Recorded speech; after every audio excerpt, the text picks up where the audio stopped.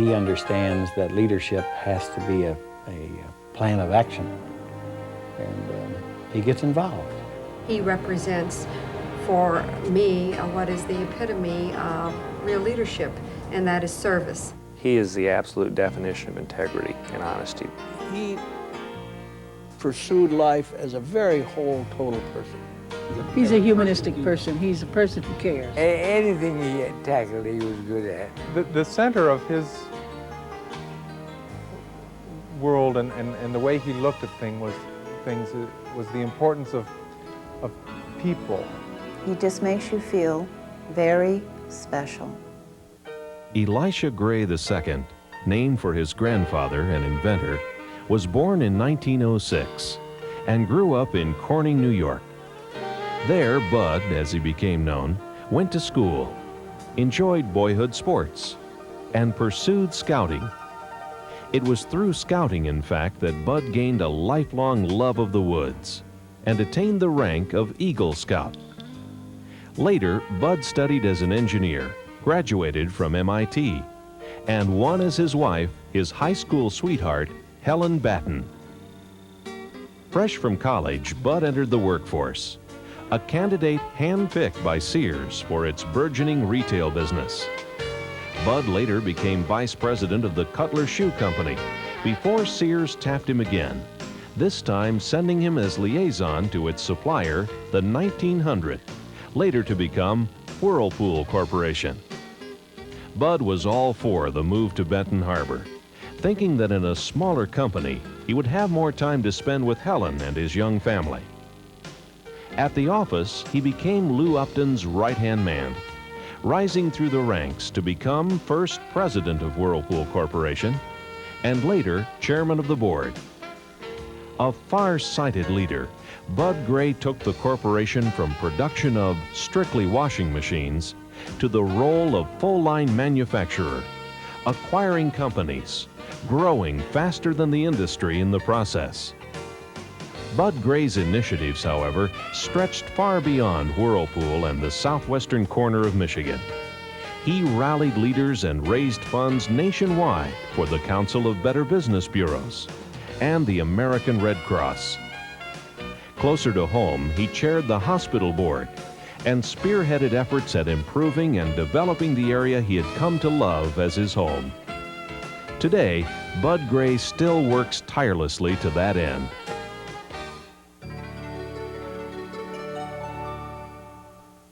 Well, he was a bright, alert, aggressive fellow, and I wanted that kind of a man in my office. He was to be the man, the salesman at Whirlpool, to look after sales business and see that it moved smoothly, and they didn't make estimates larger than they could fill. Well, he was anybody's top man. He would be top man anywhere.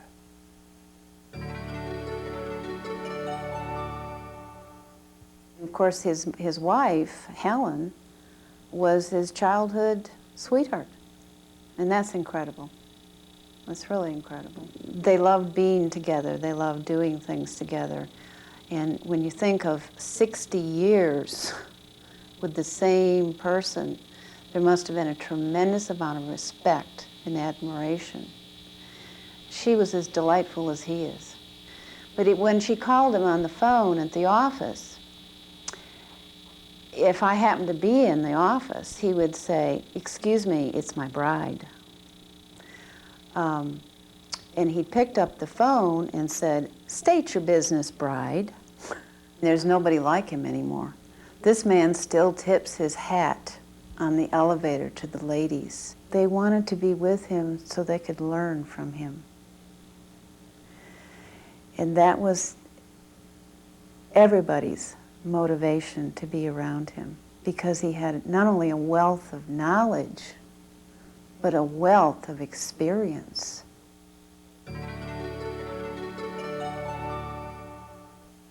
He's a very private person, and we recognize the advantages that we had, and he always reminded us to be grateful for them and to be charitable in our attitude toward others. You ought to give your time and your thought to local activities.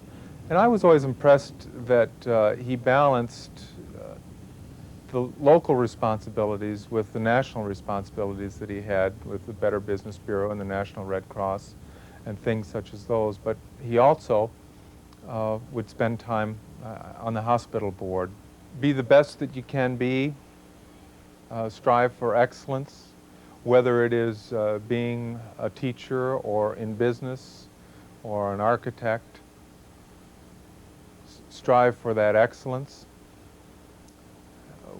We would talk about being considerate to others just in daily life.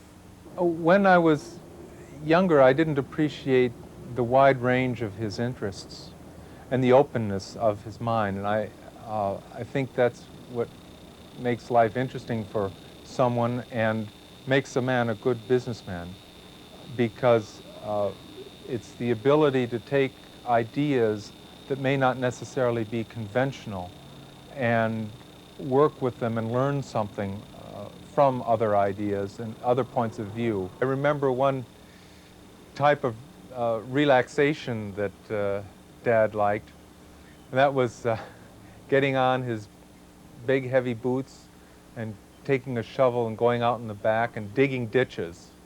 He would get a great deal of pleasure out of digging ditches in the back. And at 400 Nickerson, we lived on the edge of the hill, and there was a lot of water in the bank seeping through, and eventually had quite a connection of little ditches and canals in that and then down below.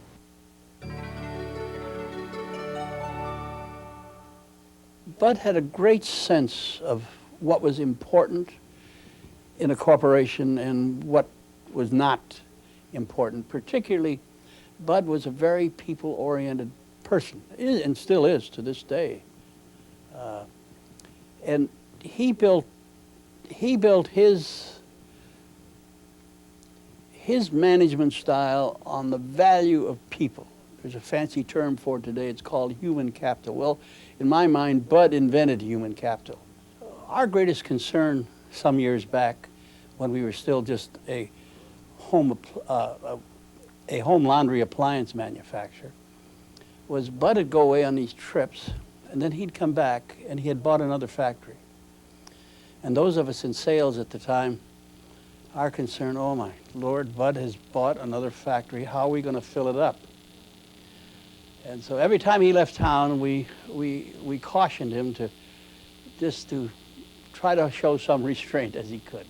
But that was the kind of person Bud was. He seized opportunity when he saw it. Bud put the foundation in place to make Whirlpool what it is today. Bud's field of interest was the world. And he did many things beyond just the industry and into the Better Business Bureaus. He had a great social conscience, and he encouraged all of us to have. And he pursued life as a very whole, total person.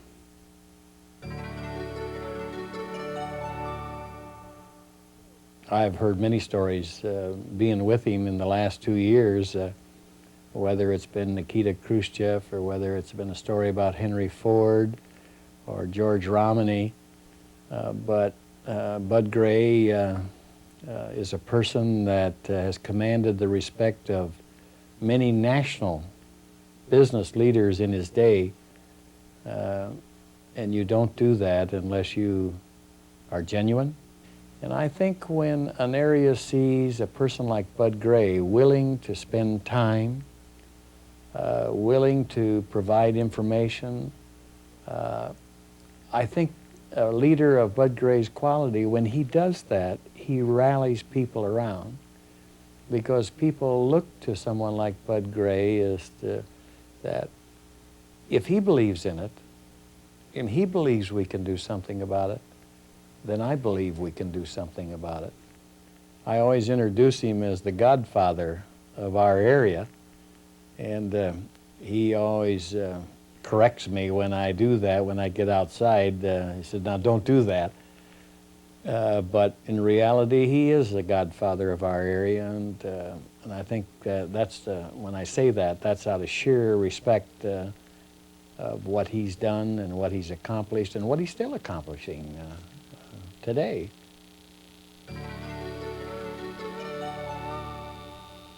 Bud, first I'd say he's always there when you need him. If you say, you've got to be here, he has yet to miss. If that means flying back into town, if it means canceling something, personal or otherwise, he's there.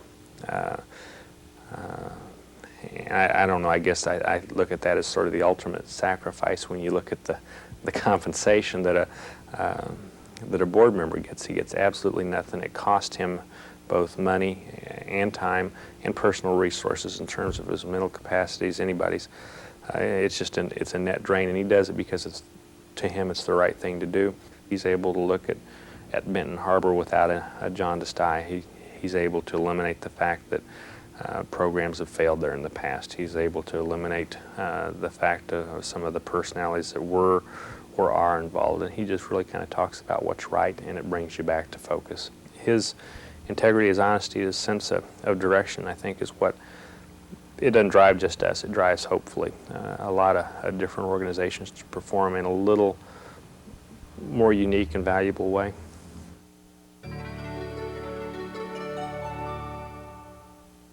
If you needed him, you could talk to him. We convinced him that if he wanted to find out the information and the kinds of things, what's going on in Benton Harbor, it was time he came down and talked to the people around. So it was through the NAACP at that time, he did that. And I said, because he's always up in the air, flying here, there, and everywhere. So we said, you can't find out what's going on if you're flying everywhere. But he did come down. He's been a tremendous asset for the community.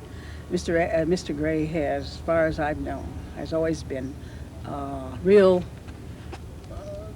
you know, he loved the community. I don't see anybody that disliked Mr. Gray. He was a friend to everybody, as far as I know.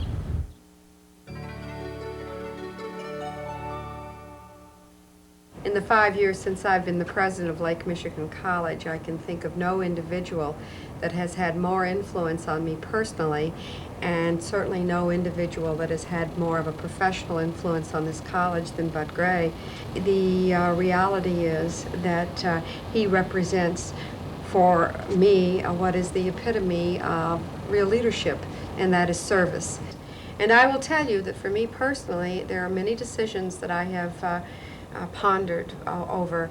Not all of them necessarily tied to great community issues. I see him, for me, as a mentor in the presidency. It's been better than having a Harvard business degree. I have worked closely with Bud in the Community Economic Development Corporation. In fact, I consider him in many ways the soul of the CEDC, because he is an individual whom I believe walks on both sides of the river and brings then a community consensus that is absolutely essential to the revitalization of this area. There were so many of the things that he spoke to at that point in time about the importance of corporate responsibility in community leadership and in the initiatives that build a community. He could have given that speech as he did in 1963 or in 1990. There was so much relevance, but the line that I will never forget is, if not us, who? If not now, when? And I can't think of anything that better speaks to what servant leadership is about.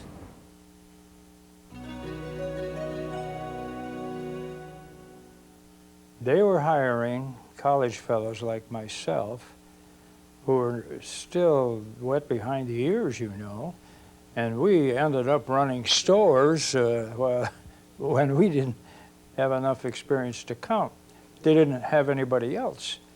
And it forced us into wonderful experience at a very young age. So, God, I was running a big store when I was 25 years old. I started on the line purposely, and Lou Upton agreed, or maybe he proposed it, I don't know. And for 6 months, I worked on all the various jobs on the lines. The best 6 months I ever put in, because we had about 700 employees altogether, and you knew them all by the time you got through, and that served you in very good stead as you went along. The only element that separates a winner from a loser is the people who are directing it and making it go. And it's by all odds the most important element in the success of a company. I didn't think you could measure a company simply by what they brought down to the bottom line, and that is the standard way of measuring them, because I added the dimensions of the personal well-being of the people and the community, and that it was up, I thought and think, to a company to perform well in those areas if it wants to call itself a good company. Just making a quick buck in some cases can be destructive, and certainly doesn't do all the things possible for a good company to do. Just honesty and decency, concern for other people. If you're doing very well, share it with somebody. You probably have been lucky. Share it with somebody. I think affection's got to come high on the list. Have a warmth and a affection and a contact with the people that you're working with and all. I really have been blessed, in my opinion, of no doing of my own. But when I look at my life, my God, I'm mid-80s, and I've experienced all kinds of things, been very well. I'm already older than most of my friends. That is, they've dropped by the wayside. I'm on borrowed time in terms of the mathematics of it. I can't do anything but thank my lucky stars, I think. Elisha Bud Gray, a committed servant and a distinguished citizen.